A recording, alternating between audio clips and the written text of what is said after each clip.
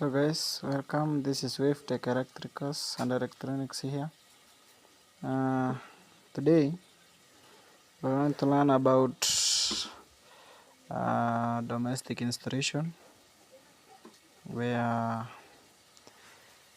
we want to draw some wiring diagrams. We are going to explain how to draw wiring diagram, whereby you have been given a layout so that you can draw wiring diagram and explain it into details. So today we will begin by this layout, which is for beginners. This is specifically targets the beginners. So we have this layout. This is electrical symbols, whereby this is a symbol of a consumer unit, and this is a symbol of a one-way one-gang switch, and this is a symbol of a lighting point, whereby you have been told to draw a wiring diagram of the above layout such that switch 1, this one, to control lamp 1, this one. Okay, so after that, now we have drawn a wiring diagram here.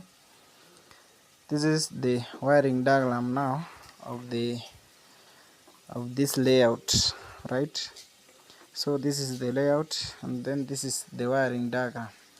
So the wiring diagram should be drawn like this. So we have the source.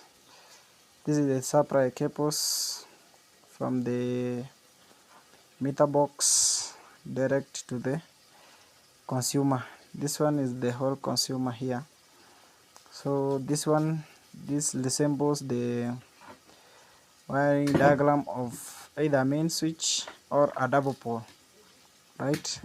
Then after double pole, you loop a cable to the circuit breakers. You may loop a cable or use a live bar. This is the symbol of circuit breakers or fuses. You might use as many as you can, depending the circuit you want to use. So as for now, I've used the lighting circuits. That's why I've selected one fuse here and assumed the rest. Okay, so now today I will deal with the lighting point only. So I have chosen this fuse for lighting system. So you might use a circuit breaker which is being rated maybe from 2 amperes up to 10 amperes maximum, right? If you are using a circuit breaker, you